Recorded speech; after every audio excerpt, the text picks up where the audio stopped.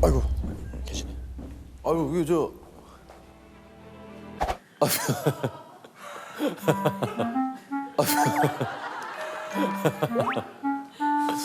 아유, 예. 안녕하세요. 아, 반갑습니다. 예, 자기, 반갑습니다. 아이고, 잘 지내셨어요? 예, 잘 지냈습니까?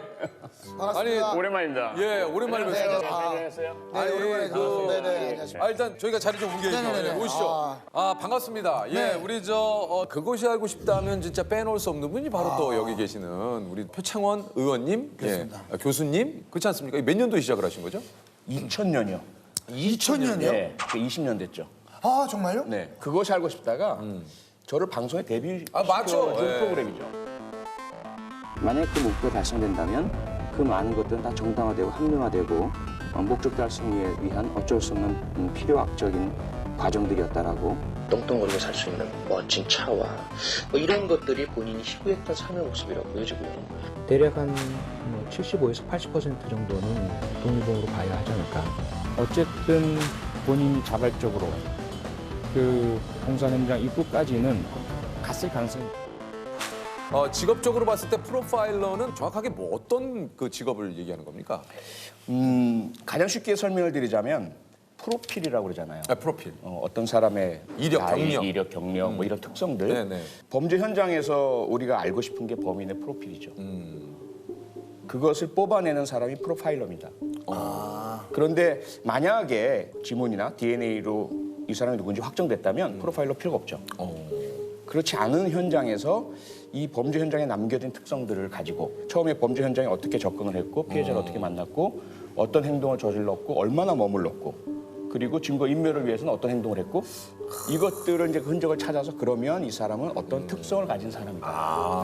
그러니까 보통 그 교수님 계신 곳에 가서도 촬영을 하지만 보통 이제 배수로나 이런 데서 제가 생각하기에는 이 버스 정류장에서 범인은 뭐 이런 얘기를 하면서 딱 할 때 그런 걸 보면서 막 집중이 확 되거든요. 아니 그 여기 예. 보니까 이제 프로필에 그런 게 있습니다. 89년에 경찰대 행정학과를 졸업하시고 1990년 화성 연쇄살인 9차 사건 당시에 화성 지역 기동대 소대장으로 근무를 하셨다고 네. 그래요?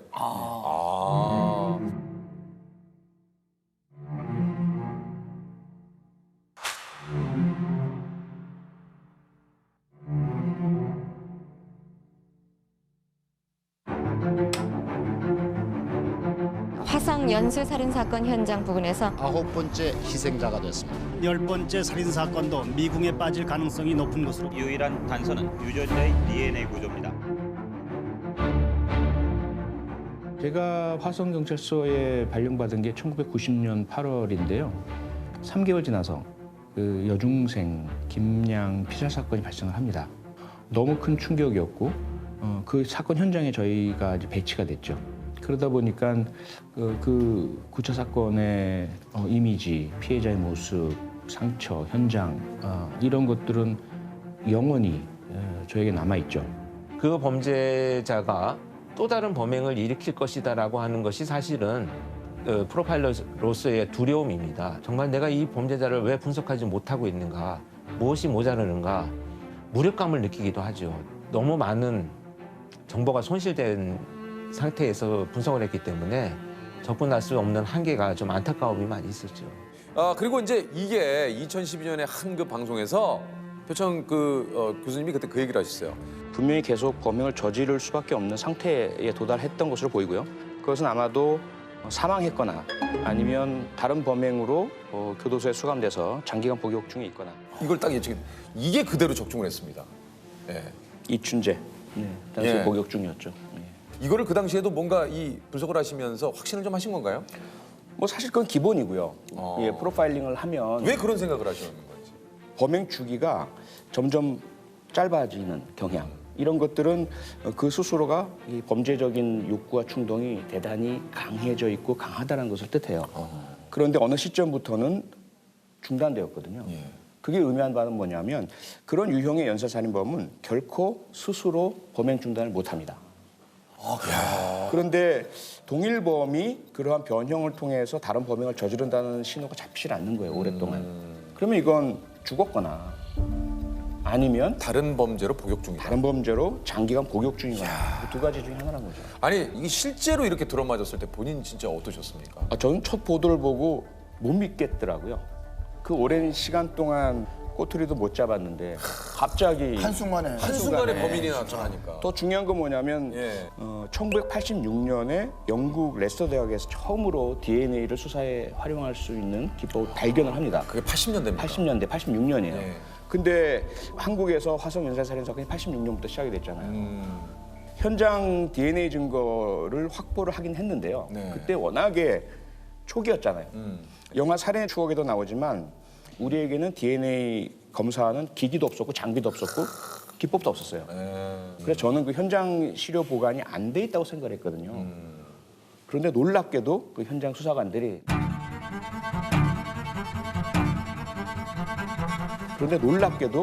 수사관들이 나중에 이러한 기법 발전이 이루어지리라는 것을 예측을 했는지 그걸 보관을 하고 계셨어요. 예, 보관을 하고 계셨어요. 현장 옷가지들을. 현장 수사팀에서 계속 이어져 내려오던 후배들에게 물려줬던 그 현장 옷가지 일부를 다시 국가수에 한번 큰 기대도 없었죠, 사실은. 전 진짜 잠깐 지금 소름이 돋았어요. 기필코 이 범인들을 잡아내겠다라는 이 의지가 결국 잡아낸 거 아닙니까? 그렇죠. 와. 소름 끼친 일이죠. 처음에는 뭐 당연히 왜 이렇게 갑자기 또 의뢰를 했을까? 그리고 이미 공소시효가 다 끝났음에도 불구하고 그 증거물이 있었구나 뭐 이런 생각도 이제 들었고 이쪽 분야의 일을 하시는 분들은 항상 그 마음의 짐 같은 게 있어서 이춘재 같은 경우에 진술을 보면 가장 놀라운 건 그거예요. 그 본인의 범죄에 대해서 정말 감정의 동요 없이 진술해요. 그래서 이게 사람이 어떻게 이게 가능한가 그런 생각도 많이 했어요. 프로파일러들이 무슨 일을 해야 되는지를 입증한 이제 샘플 케이스가 됐다 이렇게 보여요. 그야말로 굳이 자백하지 않아도 되는 사람을 이렇게 심리적인 설득을 통해 가지고 결국을 자백하기에 이른 개가를 결국은 프로파일러들이 보여줬다. 절대 미제 사건으로 덮이지 않는다. 시효가 끝난 사건도 끝까지 추적해서 결국은 진범을 잡아낸다. 큰 성과라고 생각해요. 네. 그때 저는 뭐랄까 너무 그냥 그 감사함 있잖아요. 고마움, 감사함 이 감정이 그냥 압도를 했었어요. 이춘재가 잡힌다고 해서 모든 것들이 다 해소가 되는 건 아니죠, 당연히 아니지만 그나마 그 무거운 돌덩어리 같은 이 부채 의식이 그래서 조금은 이제 가벼워지는 그런 마음을 아마 다 같이 느꼈을 거예요.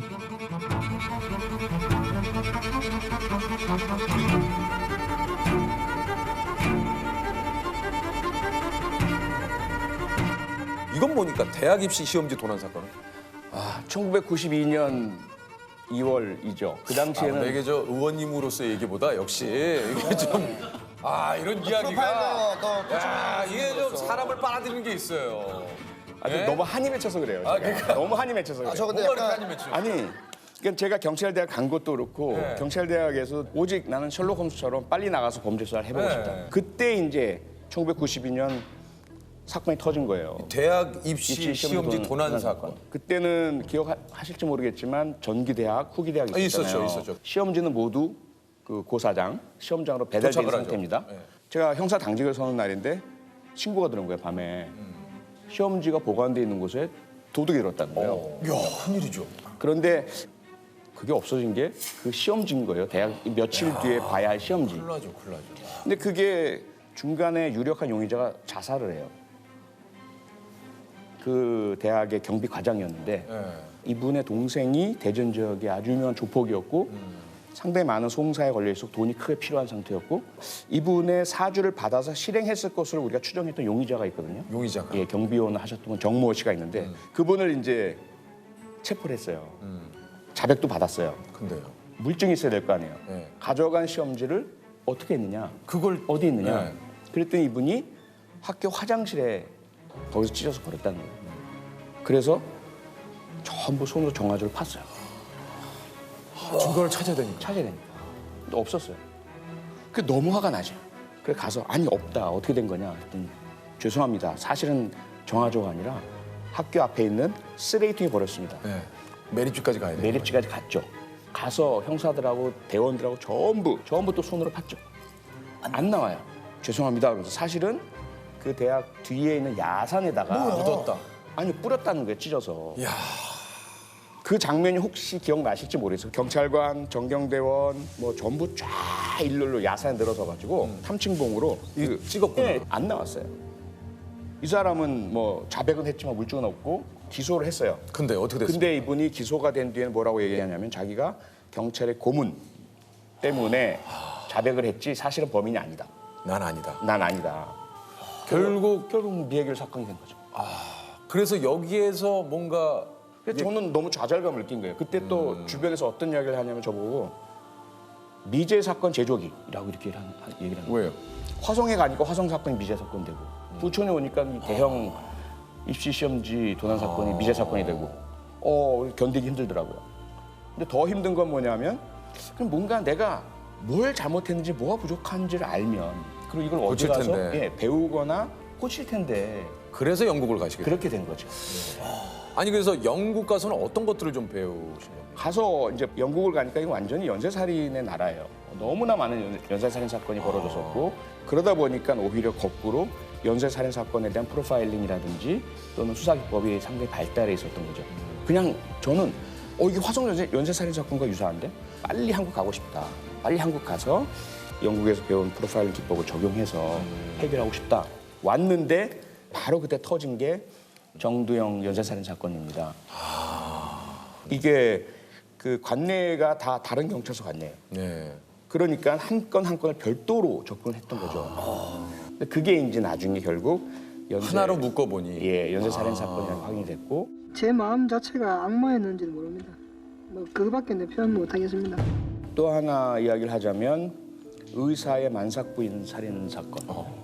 그야말로 완전 범죄를 의도했고 의학 전문가가 의학적 지식을 이용을 해서 이상자세 질식사라고 처음 들어보셨죠? 개념도 낯선데 근데 그 의사 만삭부인 살인 사건 때 발견된 부인이 욕조 안에서 그렇게 목이 꺾인 채 질식사 상태로 발견됐거든요. 그래서 그것을 입증하기 위해서 이분이 캐나다의 법의학자, 세계적인 권위자입니다. 이분을 증인으로 불렀어요. 이분이 법정에서 우리 국가수 법의관과 대결을 벌인 거죠. 자칫 잘못했으면 완전 범죄가 될 뻔했어요. 근데요? 근데 우리 법의학자가 결국은 이상자세 질식사가 아님을 입증을 해냈죠. 그리고 우리 과학사 요원이 아주 미세하지만 침실에서 혈흔을 발견했어요. 그래서 결국 사건은 침실에서 다툼이 시작되었고 쓰러진 부인을 목을 졸라서 숨지게 만들고 욕실로 옮겨놨던 사건이거든요. 그리고 나서 증거인멸 다 하고 다 씻고 닦고. 근데 그 사건 역시 끈질긴 과학수사와 그다음에 국가수 법의관의 치밀한 이론이 결국 국제적인 법의학자를 캐나다 법의학자를 이겨냈고 살인 사건의 유죄 입증을 해냈습니다. 아니 그럼 좀 그 혹시 관심을 가져야 할 미제 사건이 있다면 어떤 사건을 좀 꼽으시겠습니까? 우선 포천 여중생 피살 사건 너무 가슴 아프고요. 신정동 엽기 토끼 사건으로 맞아요. 또 지금 뭐 계속 지금 그 안에서 계속 하고 있죠. 또 화성의 여대생 노양 피살 사건이라고 또 있어요. 그 사건 2004년 사건인데 너무 안타깝고 아직 해결이 안 돼 있고요. 경산 지역에서 발생한 초등학생 허양 실종됐다가 피살체로 야생에서 발견됐던 사건이 있어요. 아직까지 해결되지 않고 있는데 그러니까 그 사건들마다 보면은 공통점이 일단 어린이를 대상으로 했거나 혹은 여성 대상 사건인데 계속 가슴에 남습니다. 그 사건은 어떻습니까? 이용호 어린이 유괴 사건도 지금 그 사건도 그놈 목소리 공소시효가 지나가 버렸죠. 그래서 너무 가슴이 아프고 그건 목소리가 있단 말이에요. 있죠. 그 범인의 목소리, 독특한 목소리가 있습니다. 여보세요. 실내등을 켜둔 상태에서 뒷 시트 한번 열어주시고요. 그럼 사모님이 직접 나오십시오. 아저씨를 못 믿겠어요, 제가요. 보세요. 그 사건도 너무 가슴이 아프죠. 혹시 그 뭐 내 기준에 좀 무서운 사람? 무서운 사람. 저는 착한 사람이 제일 무섭더라고요. 왜요?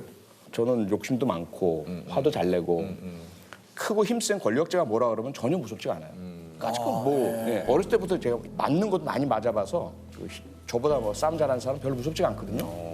근데 착한 사람은 저보다 착한 걸 제가 아는데 그 사람이 저의 비도덕한 비윤리적인 점 이런 걸 지적하면 그거는 제가 견디지 못하는 이런 상황이 좀 있어서 예, 참 착한 또 사람 좀 무서워요. 이 똑같은 질문에 우리 또 뭐 각자 이런 게 역시 이게 좀 유퀴즈를 하면서 이런 생각을 하고 있다라는 거에서 많이 느끼고 진짜 늘 배우지 않습니까? 맞아요. 예. 그럼 뭐 마지막으로 내일에서 하나의 초능력을 좀 갖게 된다면 어떤 능력을 갖고 싶습니까? 저는 그 엑스맨의 제비어인가요?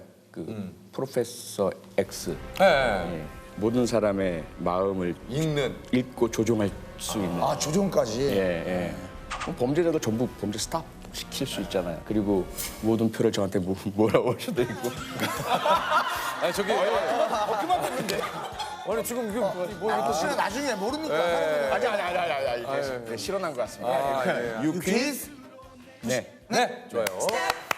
마지막 남은 퀴즈는요. 저희가 이제 라인업 퀴즈라고 나열을 하시면 되는 거예요. 순서대로. 순서대로 나열하시면 돼요. 맞추시면 역사 문제 아니에요 이거? 예. 역사 좀 약하십니까? 그러니까 연도 이런 거 약해요 좀. 자, 문제 드립니다. 다음은 우리나라의 역사적 사건을 바탕으로 한 영화인데요. 영화의 역사적 배경이 빠른 순서대로 나열하십니다.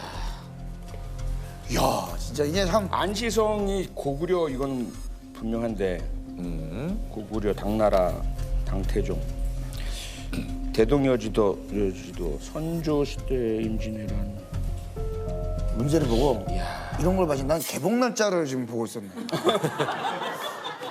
순간 자, 결정되시면 얘기를 해주세요. 시간은 좀 주시나요? 아니요, 이제 뭐 시간 많이 안 남았어요. 가만히 있어봐. 자, 이제 시간을 많이 드릴 수 없습니다. 5초의 시간 드립니다. 와. 자, 5, 4, 3, 2. 자, 결정하셨죠? 좋습니다. 5, 4, 3, 2. 자, 결정하셨죠? 좋습니다. 자, 일단 안시성, 명량, 사도, 고산자, 대동여, 지도 맞추시면 100만 원의 상금을. 정말요? 첫 번째 안시성 정답입니다. 자, 마지막 고산자 대동여지도 1861년 정답입니다. 안시성은 645년 정답이고요. 자, 명량과 사도가 남았는데요. 이거 틀린 망신인 거죠? 명량은 1597년, 그리고 사도는요 1762년 정답입니다. 62년 정답입니다. 저 지금 뭐 출구조사 지금 나오는 거예요. 자, 100만 원의 상금을 드리도록 하겠습니다. 네네네. 야, 현금으로 이렇게 주세요? 바로 드립니다. 이제 뭐 현업으로 또 이제 돌아오셔가지고 많이 뵀으면 좋겠습니다. 고맙습니다. 고맙습니다. 감사합니다.